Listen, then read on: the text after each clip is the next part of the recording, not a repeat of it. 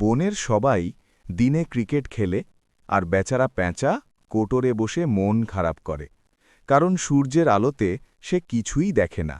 প্যাঁচার খেলার খুব শখ, কিন্তু আলোতে চোখ ধাঁধিয়ে যায়।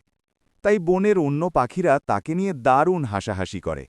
হঠাৎ একদিন এক ট্যুরিস্টের গাড়ি থেকে ফেলে যাওয়া একটা কালো রোদ চশমা খুঁজে পেল প্যাঁচা।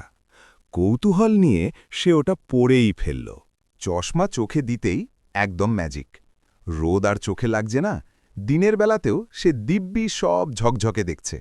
এরপর প্যাঁচা সোজা চলে গেল মাঠে, গগলস পরে স্টাইল করে ব্যাট ঘোরালো আর হাঁকালো এক বিশাল ছক্কা।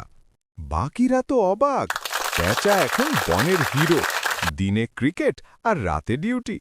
একেই বলে স্মার্ট সলিউশন। বুদ্ধি থাকলে সব সমস্যারই সমাধান হয়। এমন মজার গল্প আরও পেতে এক্ষুনি সাবস্ক্রাইব করো আমাদের চ্যানেল।